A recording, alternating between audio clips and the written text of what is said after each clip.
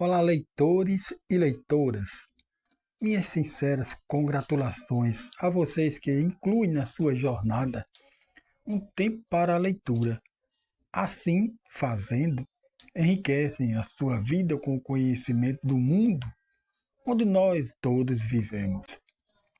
Trataremos neste momento de uma obra filosófica, para ser mais preciso, o pensamento de Thomas Hobbes, da escola filosófica inglesa do século XVII. Inicialmente, vamos conhecer um pouco sobre o autor. Seguidamente, avançaremos sobre o estudo do texto, da obra, precisamente falando, incluindo também uma análise, dentro do possível, com alguns fatos que influenciaram até os nossos dias. Finalmente, recapitularemos o conteúdo para a fixação das ideias. Somando a esta fase final, aconselhamos os leitores, as leitoras, a ler a obra completa, oportunamente, para acrescentar algo que represente também suas próprias conclusões obtidas. Então, desde já, sou grato a vocês. Desejo uma boa leitura.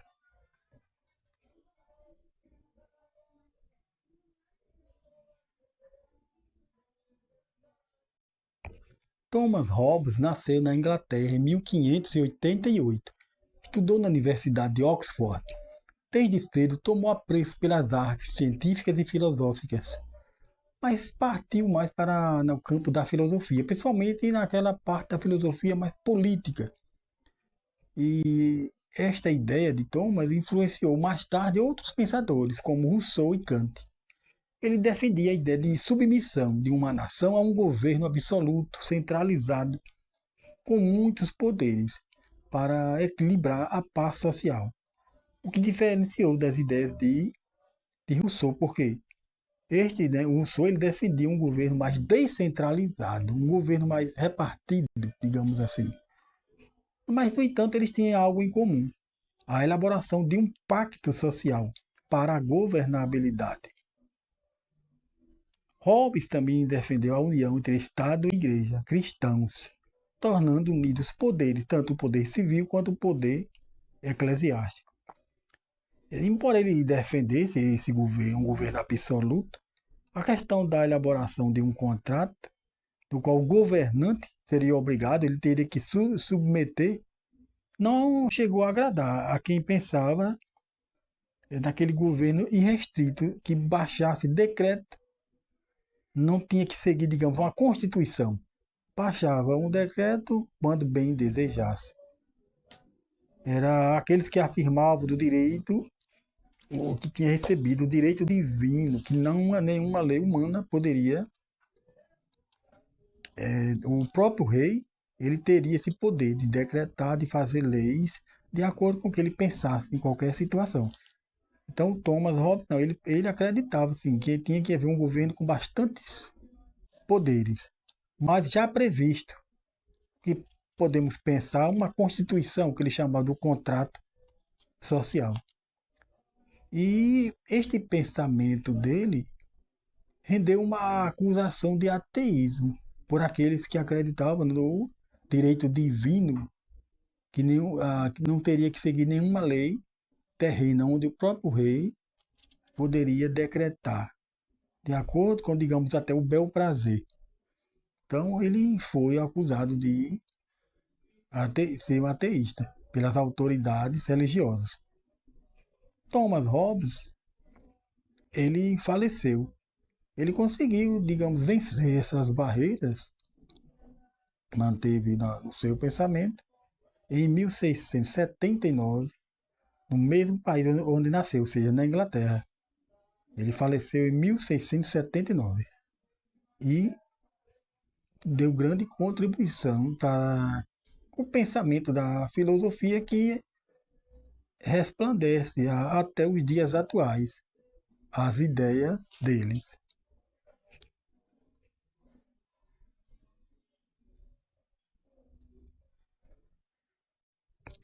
No início da obra, o autor ele expõe o real motivo de escrevê-la, para explorar a sua ideia de, de um modo absolutista no que concerne à governabilidade de uma nação, com o foco mais nos deveres das pessoas, a fidelidade ao governante estabelecido dentro de um contexto estatal cristão. Ele valorizou o aspecto verdadeiro da apropriação pelo governante da ciência política. O governante ele teria que ter amplos conhecimentos da ciência política, na qual ele deveria meditar. E os componentes também da nação, eles teriam também que ter essa consciência política, porque ela direcionaria um elemento crucial para a vida. Então, neste contexto, o poder estatal ele deveria ser fortalecido para atuar, até com o uso da força para a sua preservação.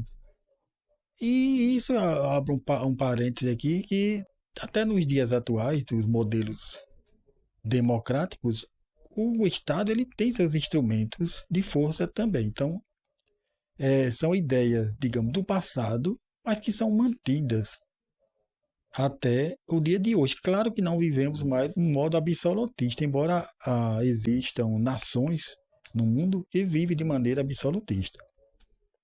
Mas tanto no regime democrático quanto nos regimes ditatoriais, o Estado ele tem leis para atuar de forma até com o uso da força em caso de necessidade para sua preservação. Então ele acrescentando ainda que a monarquia, de acordo com a ideia dele de Thomas, né, Thomas Hobbes, ele acreditava que a monarquia é que seria o sistema mais viável para a governabilidade, porque haveria mais aquele compromisso entre os súditos e o monarca. Mas o monarca, embora ele dispusesse de grandes poderes, ele teria que seguir o que já estivesse previsto em lei. É o chamado contrato social. Então ele diferenciava do ponto de vista dos pensadores do modo absolutista, onde o rei poderia decretar de acordo com o pensamento dele em determinado momento. Thomas Hobbes ele acreditava que tivesse o monarca grandes poderes, mas já seria que está previsto, digamos como se fosse a Constituição que nós temos hoje em diversas nações, assim como tem no caso brasileiro.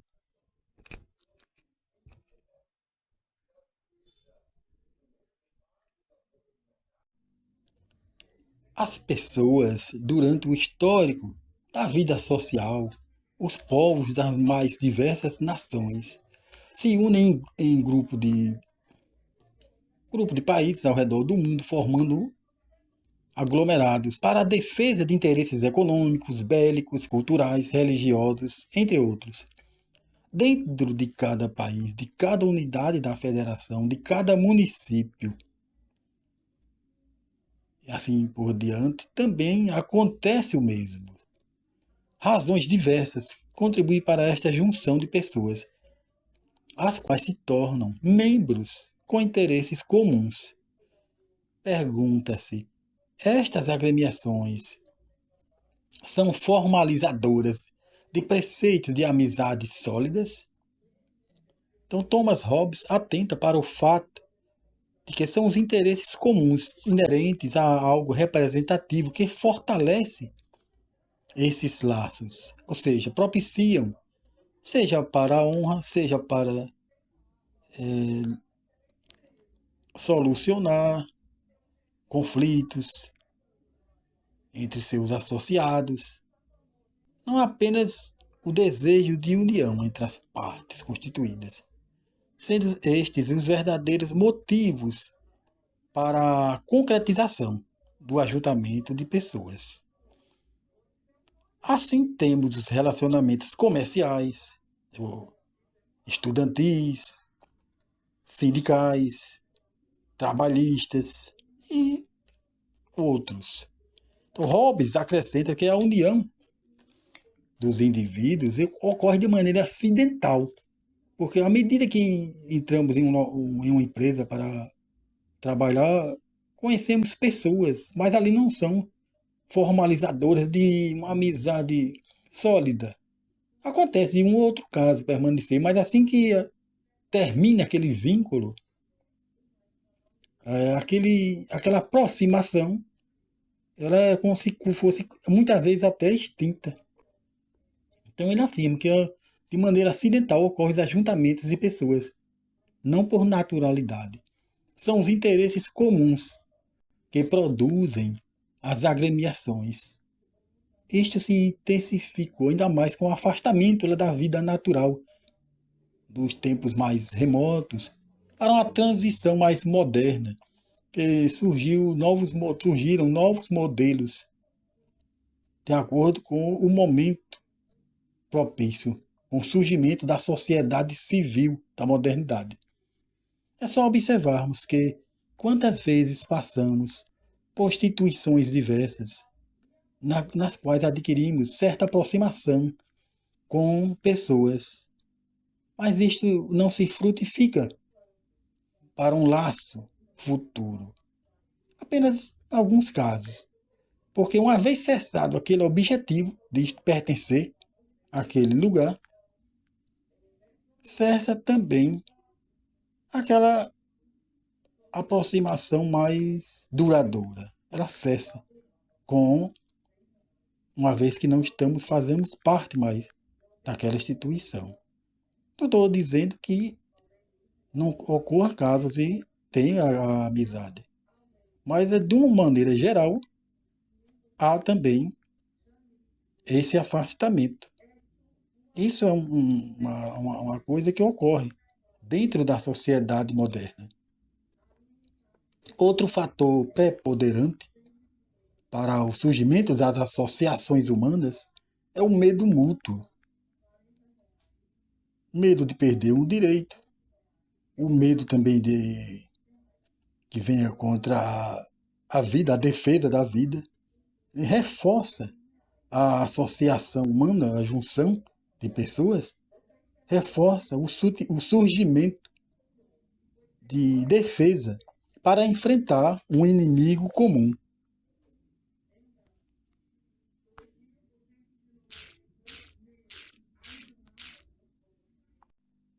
Sem um contrato obrigando as partes à fidelização, o qual regerá a vida dos indivíduos, tudo fica à mercê da boa vontade de cada um, de sua própria consciência. É o que existia quando não havia ainda as leis contratuais, as quais foram estabelecidas com a criação do Estado, as chamadas leis civis, porque embora já existiam as chamadas leis naturais, que foram as leis divinas, mas o ser humano também foi constituída a autoridade também por Deus na terra, e a partir daí vieram as leis civis. O governo civil regulou os diversos contextos da vida humana. Antes do surgimento deste instrumento regulador, os acordos não possuíam a força necessária para referendar a palavra dada. Não existiam as garantias requeridas nos pactos. Um fato curioso a comentar é sobre a flexibilidade das leis. Mesmo já com a instituição estatal consolidada, é quando a nação passa por circunstâncias conflitantes, como em caso de guerra ou pandemia. Isso mesmo, as leis, as garantias constitucionais, elas podem ser alteradas ou suspensas momentaneamente, até passar aquela situação. Até mesmo as leis naturais, como o direito à vida, o suprimento às necessidades, a livre manifestação do pensamento, elas, em situações que o ser humano passa, dos conflitos aqui na Terra, alteram essas leis também. Não é que seja correto, mas são as situações que ocorrem. Entre as chamadas leis naturais, incluem-se os preceitos de Deus para com os seres humanos, em relação à sua conduta no plano terrestre. Que o aparelho, né, estatal, a lei civil, entretanto, são aquelas oriundas das ações humanas, sendo que as leis divinas têm por princípio a razão, na sua justa plenitude, a qual se concretiza na amplitude da justiça. E a lei civil, a lei do ser humano, elas estão abaixo, elas não podem se contrapor às leis divinas. Então, diante desse contexto, aparecem duas figuras humanas. O justo, que representa a pessoa esforçada em viver no equilíbrio vital, regulando suas ações na convivência social. O injusto ou ímpio representam as pessoas transgressoras por mera vontade de transgredir. Não buscam regular os seus caminhos na busca da convivência harmoniosa com os outros integrantes da sociedade.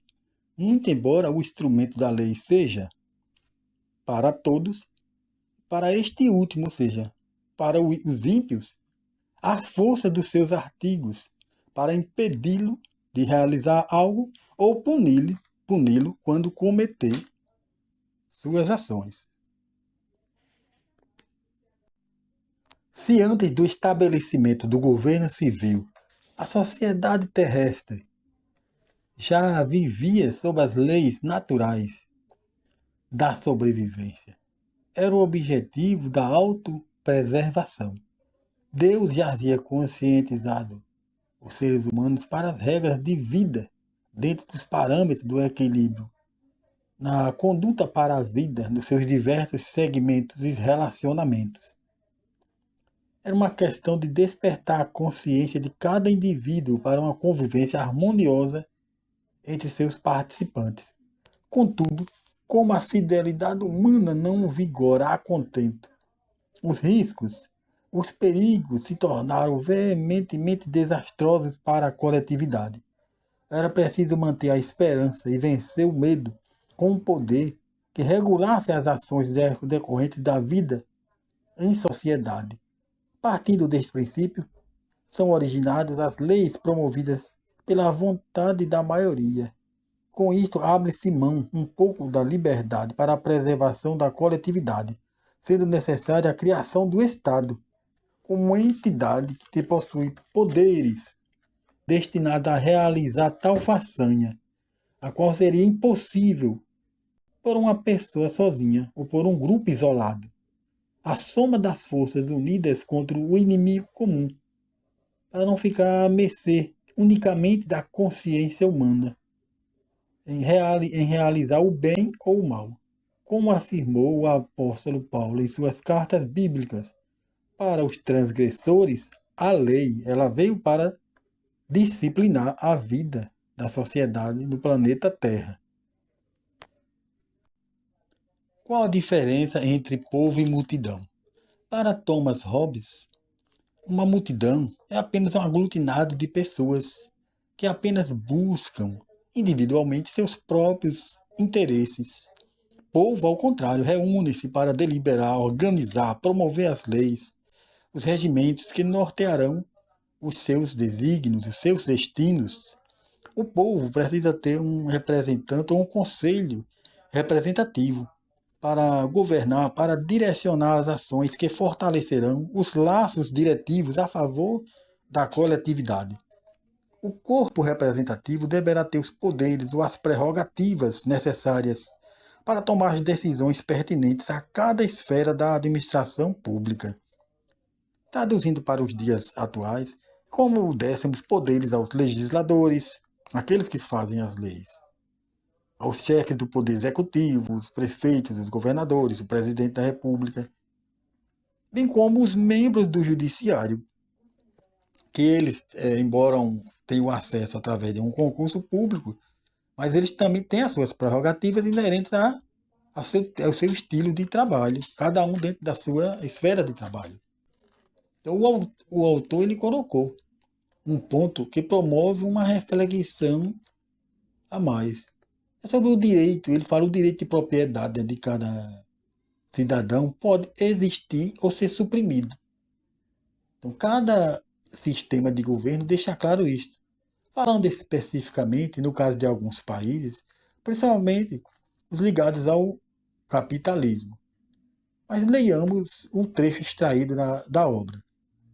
Disto entendemos que a propriedade particular de cada cidadão não é dado nenhum direito aos seus concidadãos, uma vez que estão todos obrigados pelas mesmas leis, mas tal propriedade não elimina o direito do governante supremo, cujo comando é lei, cuja vontade contém a vontade de cada particular, ou seja, da coletividade, e que foi constituído juiz supremo por cada indivíduo. Contudo, apesar de existirem muitas coisas que são permitidas pela cidade a seus cidadãos, e eventualmente eles podem ir a juízo contra seu governante. Tal ação não é decorrente do governo civil, mas pela equidade natural. E neste caso, não é discutido o direito do supremo governante, mas sem a sua vontade. E é por isso que ele poderá ser juiz de si mesmo. Com que, uma vez que a equidade da causa seja bem entendida, não possa pronunciar um julgamento injusto. Eu sei que a linguagem filosófica ela tem esse um pouco que busca muito a interpretação, mas o que ele quis afirmar é que a propriedade privada ninguém seria realmente dono. Temos no caso brasileiro isto, onde o Estado, né, pode desapropriar um bem particular. Claro que pode haver uma indenização, mas a propriedade particular ela também, né, está sujeita à mão do Estado. E no governo civil, que precisa ter o governante tem que seguir os parâmetros da lei. E se ele foge do parâmetro do que está escrito na lei, no caso da Constituição, que é a lei maior, pode-se ingressar em juízo contra o governante. Não porque ele está indo de encontro à prerrogativa dele, mas é porque ele fugiu do contexto legal. Então é nestes casos que a lei também ela pode atingir o governante, porque ele fugiu daquilo que estava prescrito e que ele teria que seguir. Então, com as palavras ditas, Thomas Hobbes poderíamos realizar as seguintes inferências. O poder da autoridade constituída precisa estar em consonância, ou seja, de acordo com as leis existentes, o chamado procedimento contratual, não devendo o mandatário agir sem a observância dos preceitos legais pré-estabelecidos. Outro ponto importante é também relativo à propriedade privada, como já falamos, diante das circunstâncias nas quais o interesse público seja maior, o Estado, através de suas autoridades constituídas, possui o poder de requisitar, desapropriar um bem particular para a aplicação do interesse coletivo, mas com o devido ressarcimento. Hobbes, nesta sua obra, estabeleceu parâmetros analíticos sobre três elementos na realidade, três sistemas governamentais existentes nas mais variadas nações. Primeiramente, se tratando da democracia, ela é exercida pelos governantes, no caso do poder executivo, bem como pelo parlamento, escolhidos pelo voto, né, popular. O voto no passado tinha restrições, como no caso brasileiro. Hoje em dia está mais, o seu alcance está mais amplo. Então, já no regime aristocrático, que conforme Platão já havia afirmado, é o governo dos mais capazes. Desta forma, esse possuía um caráter, digamos assim, excludente, porque o poder era passado hereditariamente na aristocracia, pelos mais capazes, que eram pessoas que tinham mais acesso ao conhecimento, à intelectualidade e também o fator econômico. Uma coisa está ligada à outra. E o povo, no regime aristocrático, apenas tinha, digamos, o desprazer de ser governado pelos chamados mais capazes, mas que não havia representatividade dos anseios do povo. E na realidade era uma elite que governava. Até mesmo na República, eu falo sempre no caso brasileiro, que é um caso mais conhecido de todos nós aqui. Mesmo na primeira República brasileira, era um regime que já havia o voto, embora ele fosse restrito às pessoas alfabetizadas, apenas os homens, lá na Primeira República. E esse voto tinha que ser direcionado já para as oligarquias, que é uma forma praticamente ligada à aristocracia, já que a oligarquia era o poder passado entre as famílias que se revezavam ali no poder. Então, mesmo com o voto, ainda existia, quer queira ou quer não, a aristocracia, porque apenas uma elite intelectual e econômica que chegava ao poder, que não tinha essa abertura para que as classes mais populares se candidatassem e fossem eleitas pelo povo. Então a aristocracia também esteve presente. E no tocante à monarquia, uma pessoa apenas possuía, né, o amplo poder decisório. E, muito embora nos tempos, digamos assim, atuais, a monarquia parlamentarista, onde o poder foi dividido. O monarca, ele ocupou mais a função de chefe de Estado, atuando como um representante do país. E o poder administrativo, ele ficou com o primeiro-ministro, a primeira-ministra, que chama-se o chefe de governo. Chefe de governo, primeiro-ministro ou primeira-ministra, onde realmente administra, comanda, e o monarca ou a monarca é o chefe de Estado, onde atua como representante, representa o país. Então, desta forma, é que acabamos de falar da democracia e da aristocracia e da monarquia.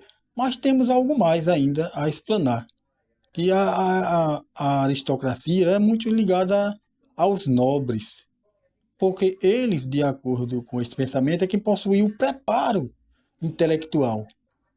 E também sempre ele está ligado a outro, o lado econômico, para exercer todo esse processo de governar.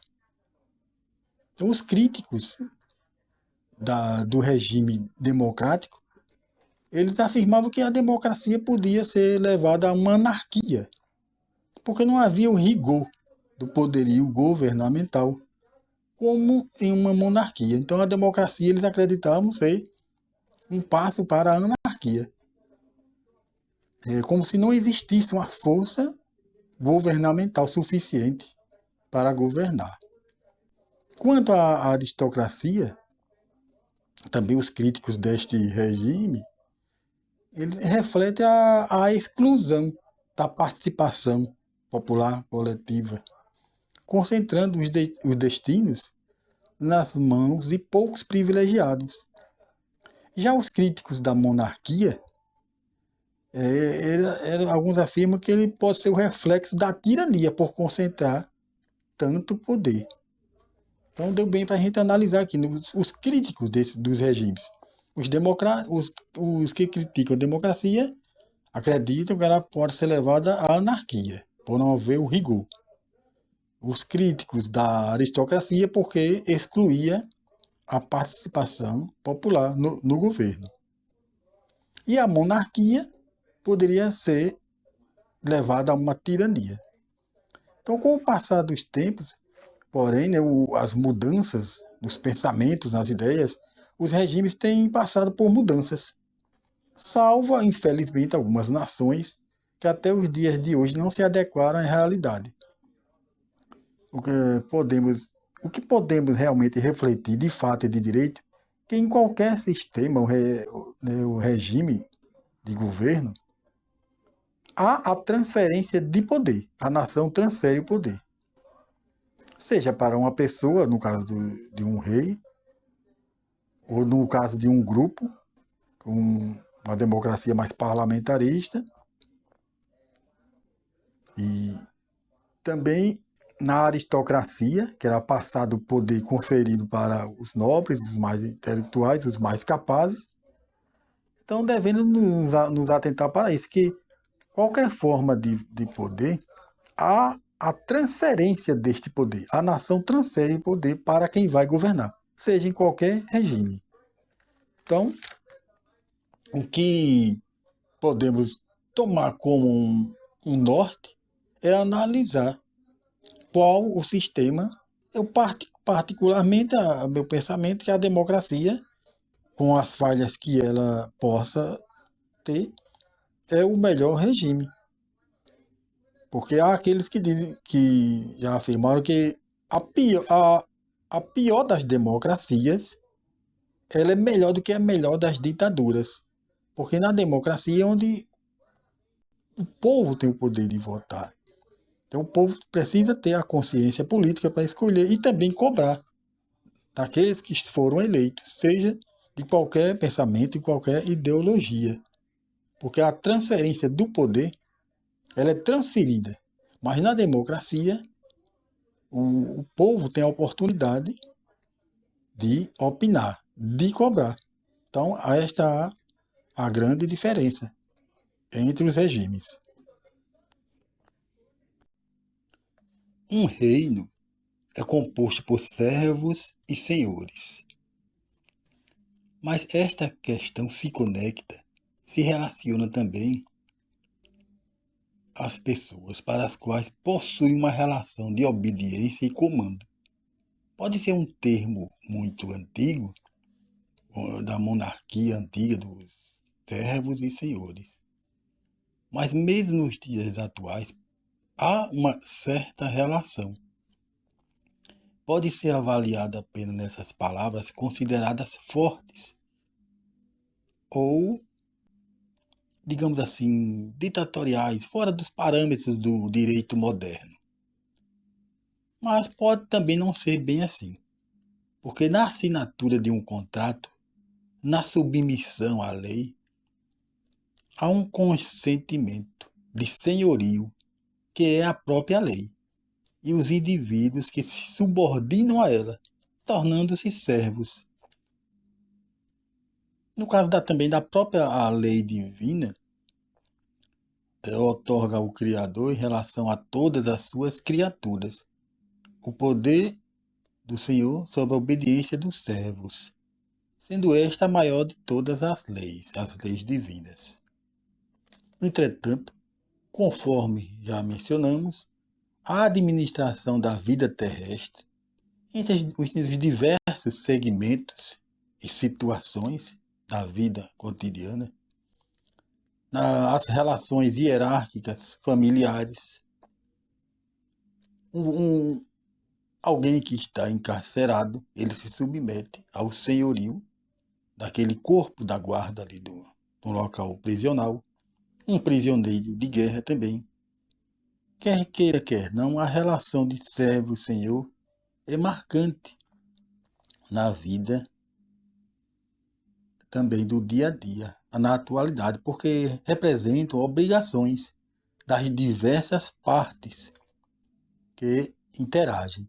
O Estado, na sua Constituição, no que concerne às suas obrigações, também torna-se servo, porque tem as obrigações do Estado para com os indivíduos, cidadãos, as cidadãs da nação. Então, o Estado, ele é senhor, porque ele tem as suas leis para que devemos cumpri-las, mas o Estado também é servo, porque ele tem obrigações a cumprir com o povo. Então, um governo, uma vez instituído, ele torna-se senhor. Mesmo o democrático eleito pelo povo, mas ele assume o cargo, ele tem prerrogativas, como já falamos anteriormente, que ele torna-se senhor à medida que tem poderes para com a sociedade que ele governa. Enquanto que os governados tornam-se servos. A partir deste princípio, o que preocupa é o limite entre o que é legal e o que é ilegal, em razão de que as leis são elaboradas de acordo com a vontade dos representantes. Então, torna-se aí como ele o autor já tinha falado, que cada cidadão precisa ter consciência, entender um pouco da ciência política, para estarmos atentos quando uma lei é feita. Porque uma vez que ela foi feita, ela servirá como uma lei, se servirá como senhora da sociedade. No regime democrático, para que ela seja revogada, há a possibilidade. Mas passa por todo um trâmite, que o melhor é estarmos atentos, para que leis injustas não venham a ser aprovadas. Que os nossos representantes, eles estão lá para fazer as leis, no caso do legislativo. Então, eles se submetem, né, ao comum acordo. É o falar do contrato social. Os representantes, o que eles fazem lá, também como executivo, eles estão fazendo com um acordo com a sociedade, porque estão lá como representantes. O problema deve estar se tratando de regimes que estão instalados de maneira ditatorial, porque não há uma pressão do povo, nem da imprensa. Então, os instrumentos legais, num regime ditatorial, eles não representam a vontade dos governantes, mas apenas ou não representam a vontade dos governados, mas apenas a dos governantes. Não há participação. Por isso a sociedade precisa estar atenta. Como Thomas Hobbes falou, a ciência política ela é necessária tanto para os governantes, para que executem as políticas públicas necessárias, mas também o próprio povo, diferente de multidão, que a multidão pensa cada um por si. Mas povo, conforme as ideias do autor, é aquele que procura conhecer a ciência política, para também participar ativamente e promulgar leis que representam a vontade dos governados em comum acordo com os governantes.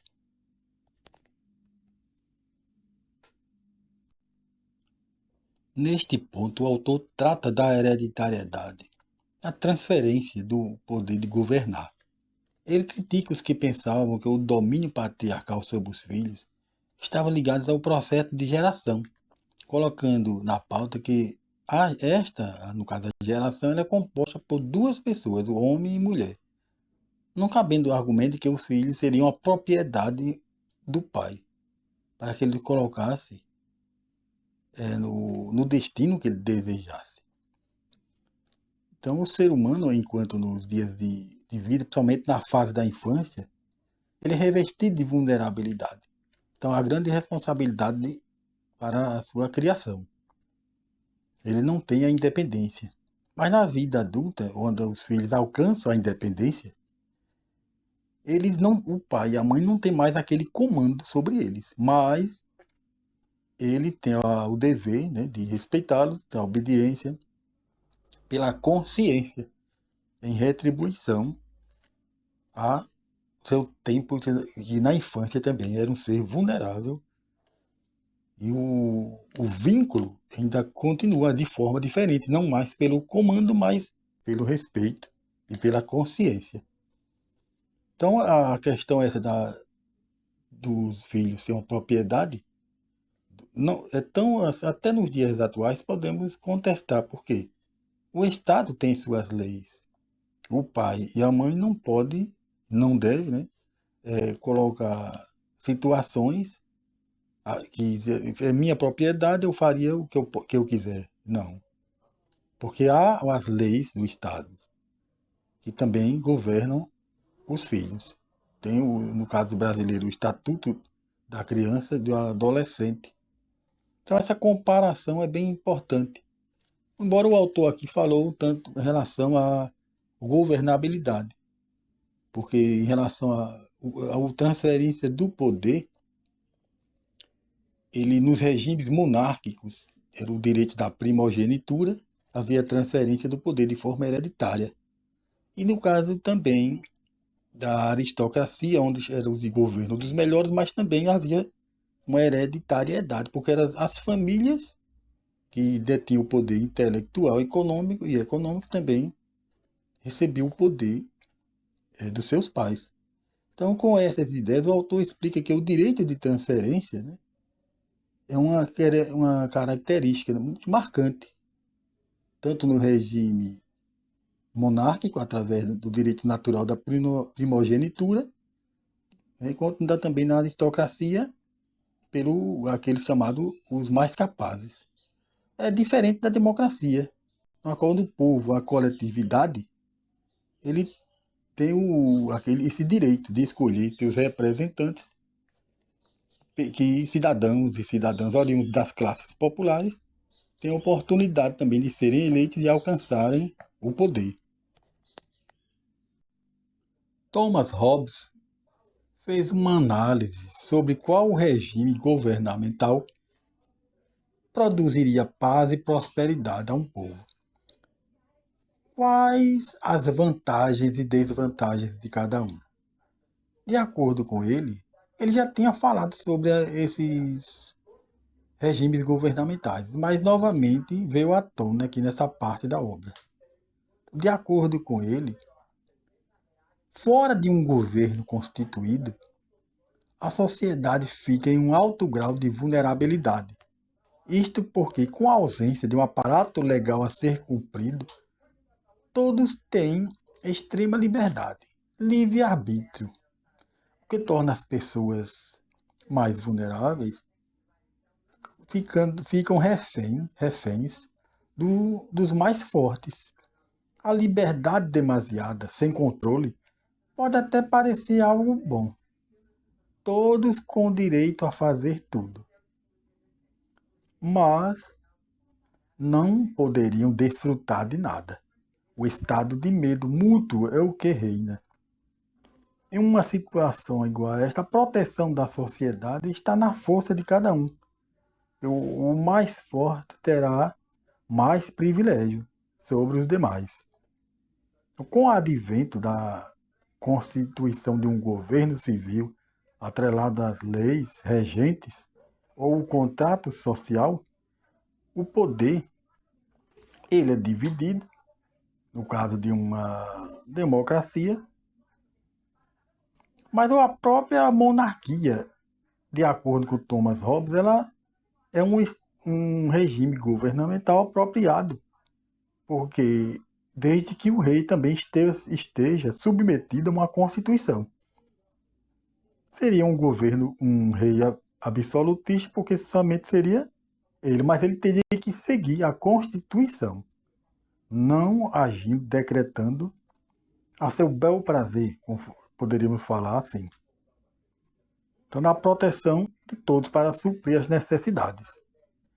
Destes pensamentos, podemos inferir a seguinte informação. É preciso ter uma instituição governamental. Uma humanidade desgarrada seria o palco para mais tribulações cotidianas.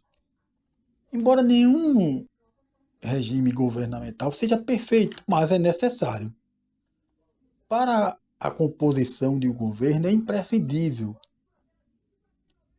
a elaboração de leis que garantam também o tesouro público para financiar, para a manutenção das instituições estatais, que darão suporte a o que é necessário para a vida em sociedade, onde o Estado será o regente de uma nação, de um país.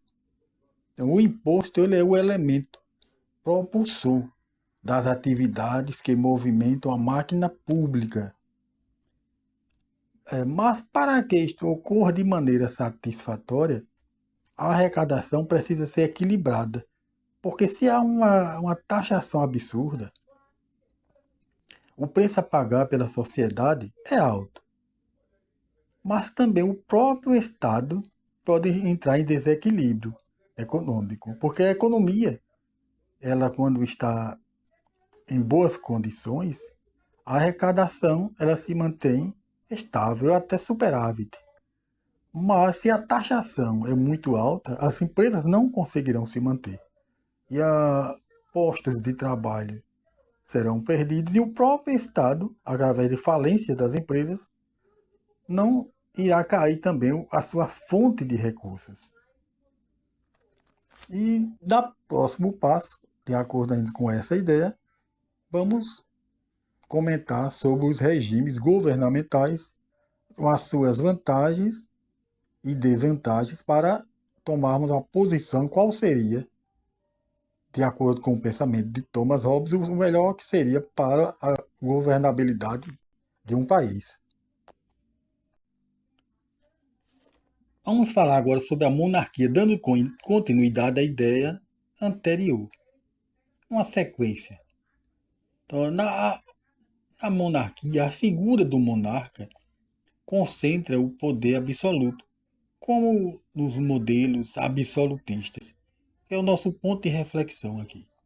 A vontade de toda uma nação se concentra nas mãos de um somente, o que poderá fazê-lo ao seu bel prazer, se não houver algo que ele possa seguir. Por isso que ele pensou na ideia de um rei também estar submetido a uma constituição, um poder forte, absoluto, mas teria que seguir a constituição. Os tributos arrecadados podem ser destinados prioritariamente para a manutenção do status real. Ele fala que das deficiências da monarquia, porque os recursos, né, oriundos do Tesouro Nacional pode ser utilizado para o status real, para a luxúria, bem como em campanhas de guerra para a expansão do reino. E também na monarquia cria um círculo de bajuladores, de parentes, ou até outros não alinhados, mas que estão próximos dos familiares. Outro fator preocupante em relação à administração da justiça, uma vez que não haveria contestação pela concentração de poder. Entretanto, o número de pessoas que cercam o monarca ele é reduzido, pois eles rodeiam apenas uma pessoa. Não há tanto espaço para tantos bajuladores do rei, não havendo a necessidade de gastos excessivos para com estes. Quanto à aplicação de alguma arbitrariedade cometida pelo rei, esta poderá ser dirigida somente àqueles que o cercam, aquelas pessoas que estão lá em busca também de pegar um pouco, digamos, receber um pouco do status real, ganhar algum favor. Então, o povo praticamente está afastado de receber essas punições, esses castigos. E a monarquia também tem um fator de suma importância. Como o poder está centralizado, fica mais fácil controlar os súditos, principalmente o excesso de poder que um nobre tenha sobre o outro. Desta forma, a subordinação é única. Um só senhor, muitos súditos. O monarca, pelo seu poder centralizado, põe limite no poder privado, para que este não seja nocivo ao Estado. Os críticos da monarquia afirmam que neste regime a ausência de liberdade é marcante e que na democracia é abundante. Hobbes, contudo, não pensa assim, uma vez que o limite da liberdade é exigido em todo regime de governo. Quanto à democracia, esta também tem seus inconvenientes e suas vantagens. Tratando sobre isso, temos a descentralização do poder, o que pode ser benéfico na tomada de decisões mais pertinentes às situações cotidianas e locais. Mas esta descentralização muitas vezes gera indivíduos ou grupos oportunistas que buscam no jogo político a aproximação popular. Então, há o surgimento, como podemos chamar, de núcleos de poder diversos, nas mais diversas localidades. Utilizam isto para proporcionar aos seus componentes o enriquecimento e uma carreira sólida na administração pública, não se preocupando com o bem da coletividade. Voltando ao assunto da liberdade no regime democrático, afirma-se que não é bem assim. O regime democrático, o povo também está sujeito a leis, a submissão ao controle estatal. Claro que há a possibilidade de contestação, mas o poder da autoridade, seja em uma monarquia, seja em uma democracia, é imprescindível. A democracia, para os que opinam como o melhor regime de governo, oferece a oportunidade de inserção nas esferas do poder, ou seja, pessoas do povo podem entrar nas esferas do poder, nos negócios públicos, principalmente para quem não está no ciclo governamental, como no caso os nobres em uma monarquia que já estão no ciclo. O povo, o cidadão, a cidadã comum, não tem tanta vez na monarquia para chegar ao núcleo do poder, enquanto a democracia oferece através de uma candidatura.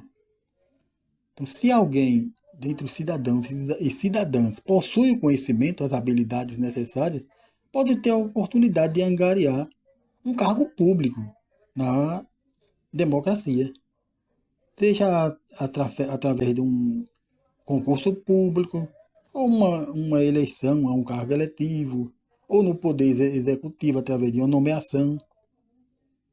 Adentrando-se na primeira, ainda a ser um membro do Poder Judiciário também através de um concurso público. Então, é isso, a democracia oferece a oportunidade de cidadãos e cidadãs comuns a fazerem parte da administração pública em todas as esferas. Então, pode ser isso uma vantagem em relação à monarquia. Já que mencionamos sobre o poder legislativo, há de falar da crítica que Thomas Hobbes fez em relação às leis do regime democrático.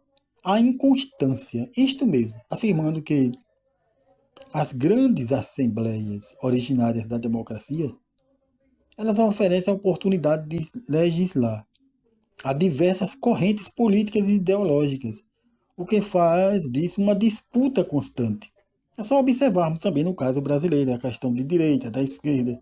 Então ele adverte que a democracia tem essa divisão ideológica que muitas vezes causa conflitos e pode até prejudicar o bom andamento de projetos para o benefício da sociedade em geral. Então, isso aí faz com que a fixação. A lei, a democracia, ela está mais sujeita à mudança, à emenda, como no caso uma emenda constitucional, ou uma revogação. E na monarquia as leis são mais fixas. Aí ele duvida sobre a sua eficácia, porque abre um espaço para alterações, enquanto que na monarquia as leis são mais permanentes. Para terminar a análise desses três regimes, falamos sobre a monarquia, a democracia e, por fim, a aristocracia. Então, a aristocracia é o regime do governo com o poder ocupado pelas pessoas mais capazes para a governabilidade de um país, ou de um estado, de uma nação, sendo isto de maneira hereditária. É algo semelhante à monarquia na transferência do poder sucessório. Mas, voltando ao assunto que é fechando esse contexto de análise dos três regimes, então o autor ele tem uma forte tendência a acreditar ser o regime monárquico. Ele tinha, né? Essa tendência a acreditar ser o regime monárquico melhor para a administração de um país, diferente de outros do seu tempo. Ele acreditava que o poder absoluto era essencial, mas não deveria ser de qualquer maneira, porque ele tem que ser direcionado por poucas leis mais eficazes. Enfatiza ainda que uma nação necessita estar subordinada a um regime de governo, mesmo não sendo o que ele pensa, mas não pode viver em nenhuma anarquia, para que os que exerçam as funções públicas precisam também estar preparados, tanto intelectualmente e eticamente, para promover a segurança e o bem-estar do povo. O autor desta obra buscou também no livro bíblico respostas para suas reflexões filosóficas acerca das instituições governamentais, atentando para o fato lá no tempo de Moisés, quando recebeu o poder vindo de Deus para governar o povo judeu. A nação judaica estava vivendo sob a escravidão do faraó egípcio e precisava de um líder que os conduzisse à liberdade. Então eles sujeitaram-se a Moisés neste sentido. Mencionou ainda também sobre o reinado de Saul, quando a nação judaica estava sob ameaça de invasão pelo rei Narras, que era pertencente à genealogia de Amon. Um fato curioso sobre este episódio é que o próprio povo implorou a Deus para que fosse estabelecido um rei para governá-los. E a questão foi tão crucial que aqueles que não aceitaram o reinado de Saul foram considerados traidores da pátria e foram condenados à morte. O que podemos inferir que a real necessidade do estabelecimento de um governo é marcante para o desenvolvimento geral de uma nação. O povo viu que necessitava de alguém que os conduzisse, embora tivessem que viver sob leis. Porque uma vez estabelecido um governo, um Estado, virão leis e terão que sujeitar. Mas se é ruim, com o sistema governamental, pior seria sem ele. Então, tem também o posicionamento do rei Salomão. Ele se achava incapaz de governar seu povo. Com isso, ele pediu sabedoria para decidir os destinos de uma nação. Seria algo de grande valor.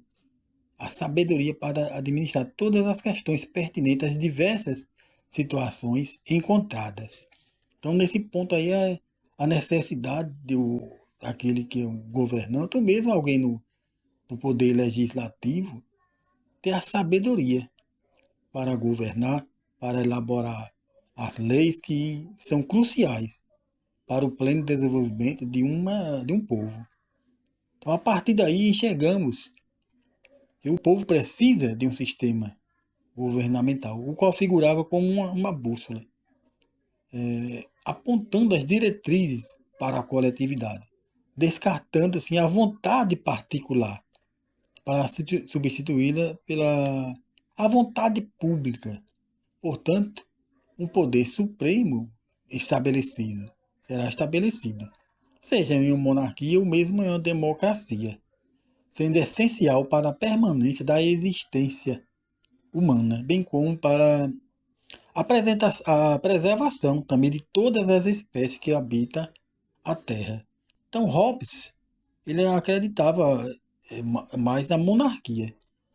Ele deixa claro durante todo o desenvolvimento de suas ideias. Mas ele também acredita que sem um Estado, sem as diretrizes governamentais, um governo estabelecido, um país, uma nação vivendo anarquicamente é muito pior. A única opção para não obediência a qualquer lei terrestre, ele também buscou no reino, no livro sagrado, ou seja, na Bíblia, é quando uma lei, elas são contrárias às leis de Deus. Então ele falou também isso, que as leis elaboradas na Terra, elas não devem ser ir de encontro às leis de Deus. Para que um governo constituído seja suscetível a abalos, ações de dentro ou de fora podem ser as causas. Se um governo for estabelecido, uma vez consagrado, precisa de apoio popular para sua manutenção, o ato de governar, a chamada governabilidade. Perturbações de toda parte podem ser aliados que desejam mais espaço no governo ou opositores que almejam o poder. Diversos são os motivos. Ideologias ou doutrinas contrárias à paz social, reunião de grupos faccionados que se utilizam de mecanismo de convencimento do povo à rebelião. A atuação do governo é promover, junto com o legislativo, leis justas, como no caso do regime republicano, porque neste regime o poder do legislador é maior do que o do executivo. Caso seja na monarquia, é função primordial do rei realizar este ato legislativo. Abre-se aqui uma ressalva para as monarquias absolutas do passado, diferentemente hoje das monarquias mais do parlamento, onde há o parlamento, que há uma certa divisão do poder.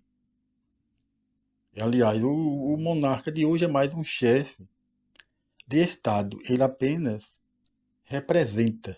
E os parlamentos, através do primeiro-ministro, que faz realmente o trabalho administrativo. Em muitos casos, os inimigos do governante fazem juízos de valor. Mas os governados devem ter bastante cautela quanto a tomar partido. Isto porque podem estar por trás objetivos particulares, visando unicamente a queda do governante. Avançando um pouco mais neste capítulo, observamos o conceito de governabilidade, mais propício, de acordo com o autor, o estabelecimento de um governo absolutista, mas dentro de parâmetros pré-estabelecidos, como seguir uma Constituição. Assim sendo, o absolutismo de Hobbes era diferente de outros do seu tempo. O monarca teria que seguir, como já falamos, uma Constituição que chamava o contrato social. Mas não poderia ser contestado. Mas ele teria esse compromisso de seguir, se fugisse desses elementos reguladores. Refletimos, quem então elaboraria as leis em um regime monárquico absolutista? O próprio rei? Ou o rei com seus conselheiros? Uma opinião do autor, que ele tinha esse lado pela a monarquia, por concentrar, daria uma autoridade suprema. Mas ele também não era contra a democracia. Porque mesmo o regime democrático também, o governante tem que ter as suas prerrogativas para poder agir e tocar para frente o seu governo. Acrescentando também de que a fragmentação do poder enfraqueceria a autoridade e emperraria o curso da governabilidade. Aqui é um ponto de discussão, porque, como sabemos, o regime democrático ele fragmenta, divide os poderes. Por isso, Thomas Hobbes ele tinha a preferência mais pela monarquia. E o povo, como fica nessa história? Em se tratando deste segmento, Thomas afirmou que o apoio popular é um elemento fortalecedor do governante em qualquer regime de governo. Thomas afirmou que o governante possui a obrigação de promover a segurança de seu povo. Para isto, ele precisa ser revestido de uma autoridade suficiente para implementar seus projetos. O governante deve possuir um caráter inabalável, uma conduta moral de acordo com os princípios de Deus. O governo que provoca conflitos com seus governados, desestabilizando a paz social, é um transgressor da reta razão. O bem-estar da maioria, a promulgação de leis universais, se preciso for, o sacrifício dos ímpios pode ser válido pela segurança da maioria, sendo que esta, para ser completa, abrange também outras áreas, não só aquela proteção contra a violência física.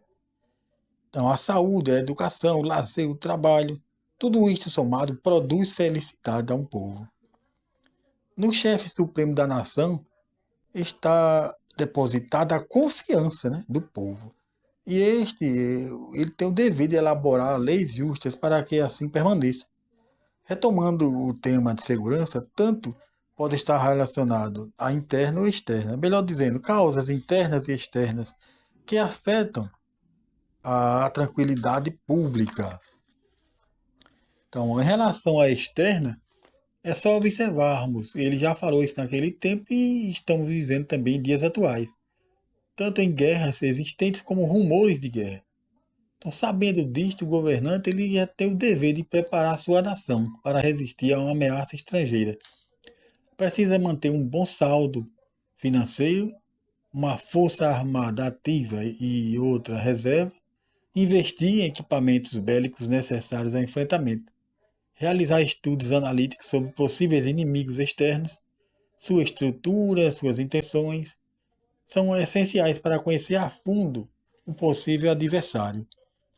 Então, em se tratando das turbulências internas que podem desestabilizar um governo, podemos citar aquelas decorrentes de pensamentos político-ideológicos que visam não apenas concentrar esforços para realizar as devidas cobranças para o bem da coletividade, mas, unicamente, insuflar a multidão para a tomada do poder.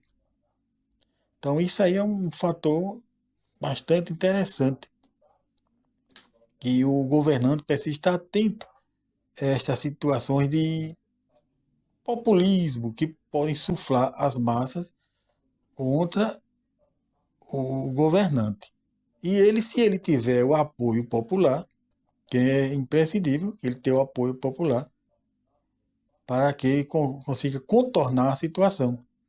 Então ele acrescenta que a consciência política já deve começar lá nos estabelecimentos educacionais, para formar pessoas conscientes politicamente.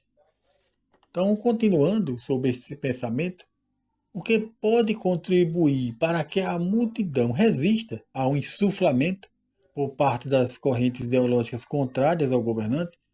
Então, o trabalho que o governante precisa fazer é a justa distribuição dos recursos públicos, ou seja, manter uma boa administração.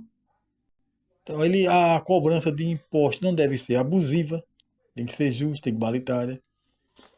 E quem paga tributos para manter a máquina pública funcionando deve ter o devido retorno de um serviço público que atenda às necessidades do povo. A receita para um governo satisfatório é manter o equilíbrio entre os direitos e deveres das partes envolvidas no jogo governamental. Assim produz também a paz interna. Se as dissensões ideológicas forem apaziguadas, elas não frutificarão.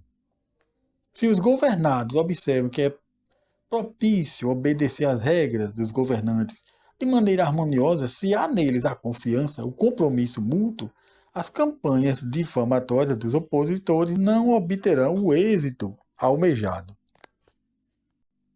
Nos dias atuais, nós ouvimos, também vemos nos noticiários, fala sobre organizações criminosas que operam como um poder paralelo. Então, nisso há um confronto. Se é algo paralelo, há um confronto. Confronto com quem? Com o poder estatal. As chamadas facções assumem postos de comando em várias localidades, principalmente quando o Estado não opera como deveria, ou seja, a ausência do Estado e o poder paralelo, ele absorve aquele lugar. Então, no tempo de Thomas Hobbes, já havia também conflitos como estes. Ele afirmou que a facção exerce uma influência para desestabilizar a autoridade constituída. Talvez no tempo dele fossem facções mais políticas, né? Então, mas tem a ideia é a mesma, desestabilizar a autoridade constituída. Certamente que, independentemente do objetivo destes grupos, seja para participações, praticar ações criminosas ou objetivos político-ideológicos, geram dissensões internas, causando embaraços, ocasionando perigo tanto para a sociedade como também para o próprio Estado, para o próprio governo estabelecido, porque afeta a segurança e a paz pública e também todos saem perdendo com isto. O enfraquecimento até do próprio Estado. Então as leis precisam se adequar para a realidade destes acontecimentos. Porque se há tolerância com estas situações, esses grupos, o mal crescerá e o remédio talvez não consiga curar a curto ou a médio prazo. Então é nesse ponto aqui a democracia, aqui já faço também aqui as minhas reflexões, que se há uma necessidade, na monarquia ele falava que as leis eram fixas, se poderiam ser leis tão perfeitas a ponto de suportar as modificações da dinâmica da sociedade, tudo bem.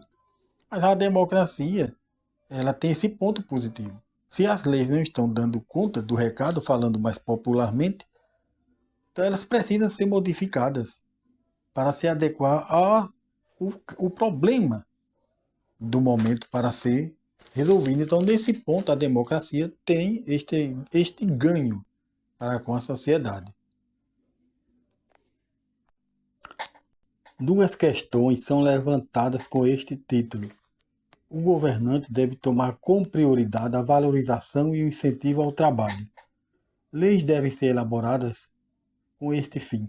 Somado a isto, os gastos públicos devem ser direcionados para áreas cruciais, visando o desenvolvimento econômico e social, impulsionando as diversas áreas produtivas. Tomando como base estas ideias, para os dias atuais, analisamos o controle dos gastos públicos como algo essencial para o equilíbrio da administração pública, desenvolvendo a economia como um todo. Certamente existirão mais pessoas vivendo através do fruto do seu trabalho, sem a necessidade de suporte do dinheiro público, a não ser aquelas que estão em vulnerabilidade social e precisam do apoio estatal para a sobrevivência. Mas é necessário que o Estado ele desenvolva, impulsione a sociedade a ter uma vida plena, produtiva e que assim ela possa manter uma base igualitária na sociedade. O que seria a liberdade? Realizar tudo aquilo que desejamos sem restrições? Há uma máxima jurídica a qual afirma que o meu direito termina quando começa o do outro.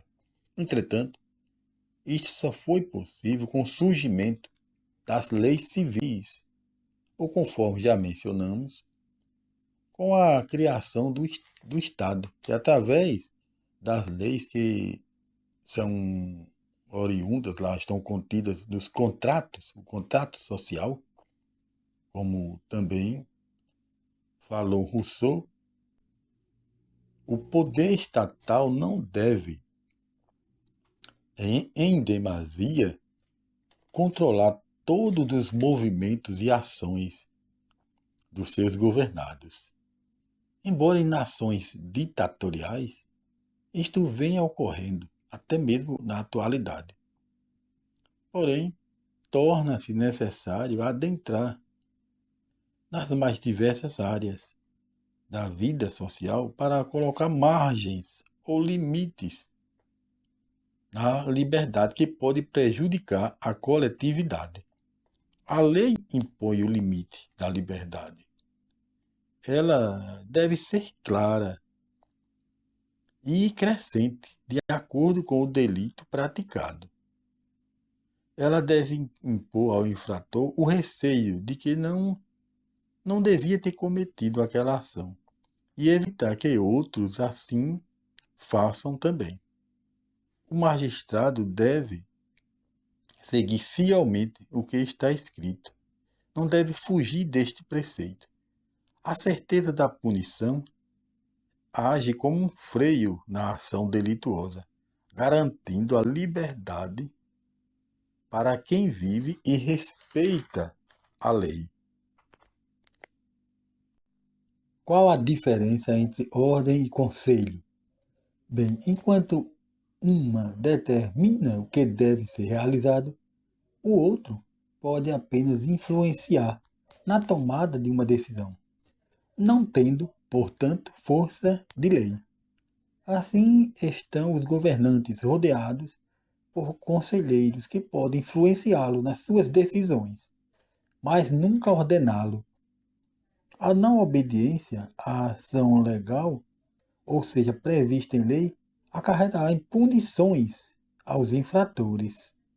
Pensando nisto, vejam quão benéfica pode ser a lei, mas também pode ser prejudicial ao transgressor.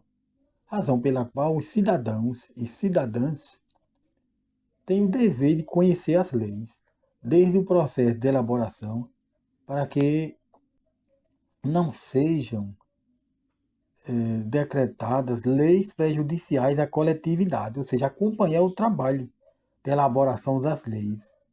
Isso teria que ser um dever de cada pessoa. Já sabemos que o aparato legal é necessário para o ordenamento da vivência na Terra. Por isso, abrimos mão de parte de nossa liberdade para promover o bem comum. Deus, antes da criação das leis humanas, já tinha dado as suas leis para a humanidade. São as chamadas leis naturais, originárias.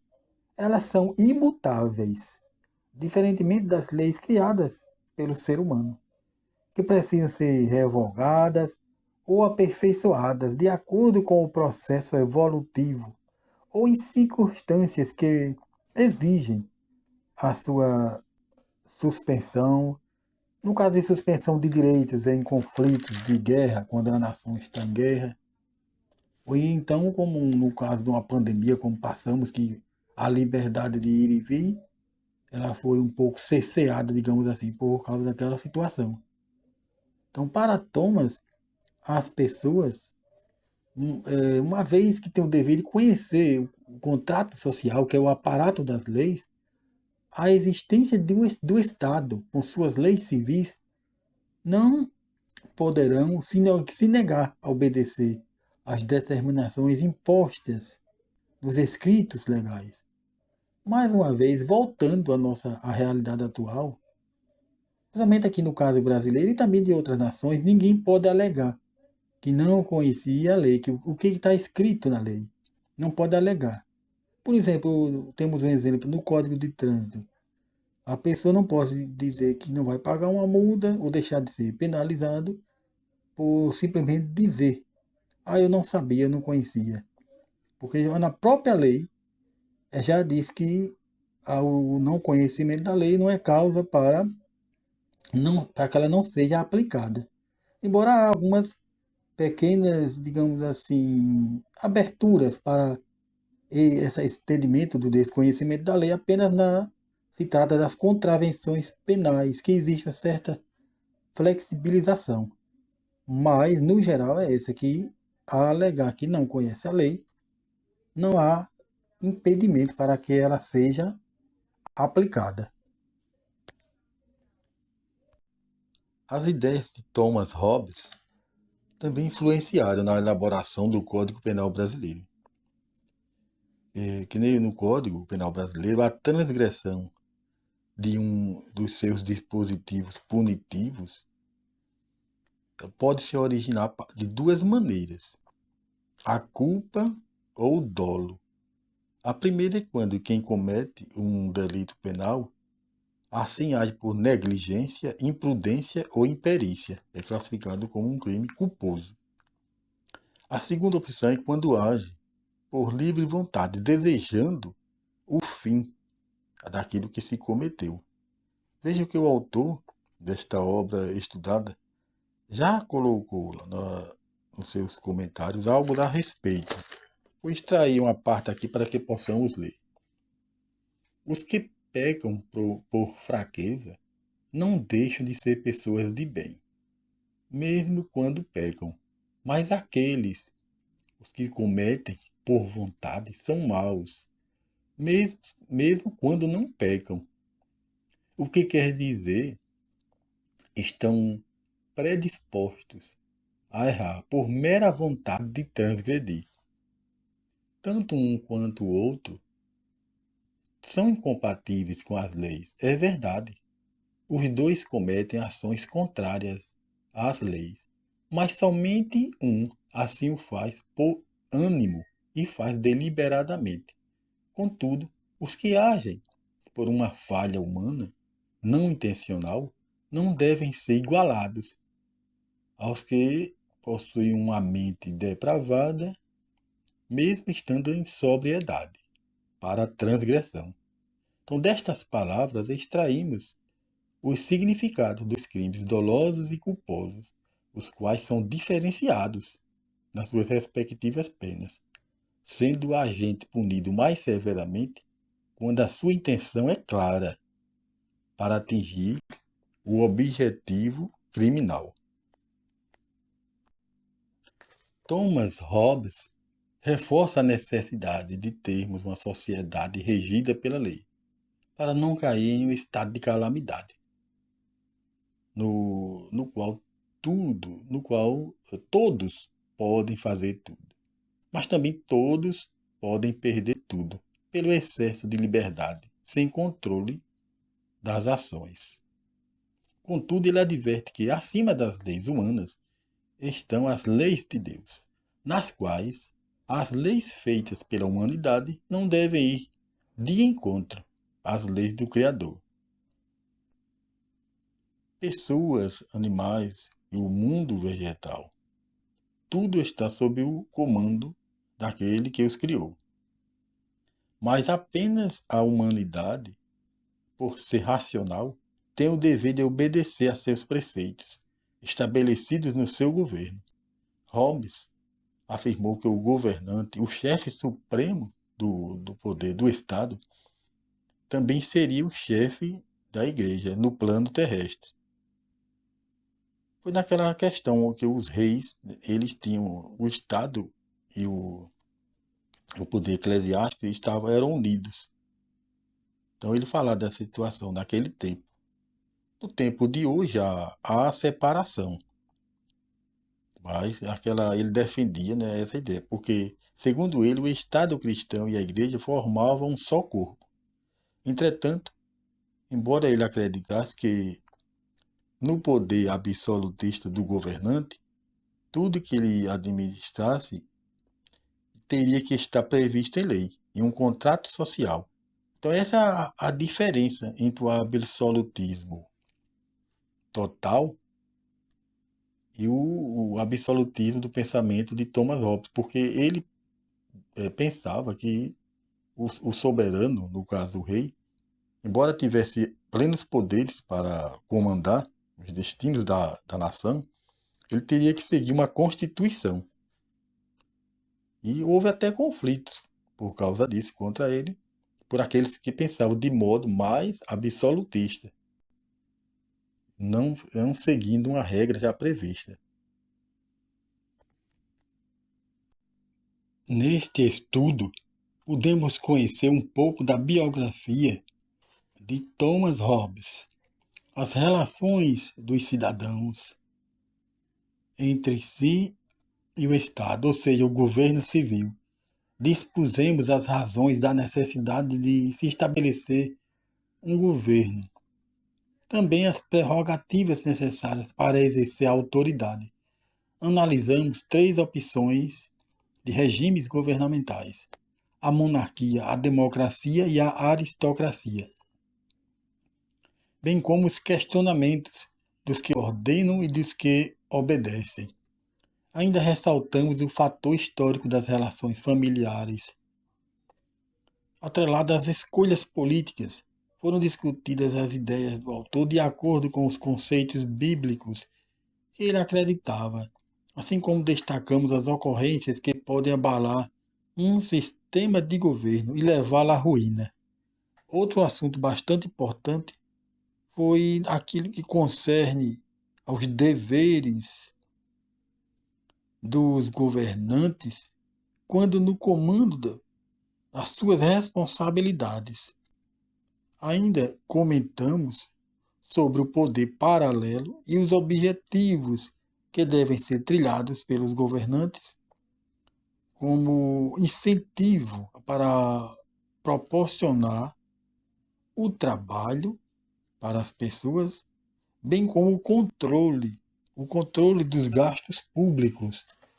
Assuntos polêmicos, os quais trataram sobre a necessidade da obediência e o limite da liberdade foram discutidos.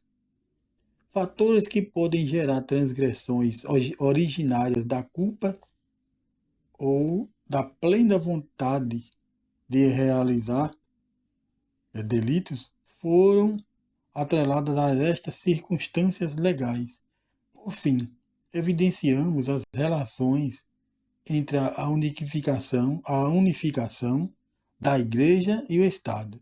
Diante do exposto, procuramos, dentro do possível, estabelecer relações com o momento atual, que pertencemos, notadamente em se tratando da realidade brasileira. Esperamos ter contribuído com este trabalho, propiciar um levantamento das ideias do autor, pesquisando e também compartilhando aqui com vocês, leitores e leitoras. No mais, grato pela atenção prestada e até a próxima oportunidade. Para não esquecer, se tiver oportunidade, não deixe de ler a obra completa para também oferecer o seu parecer.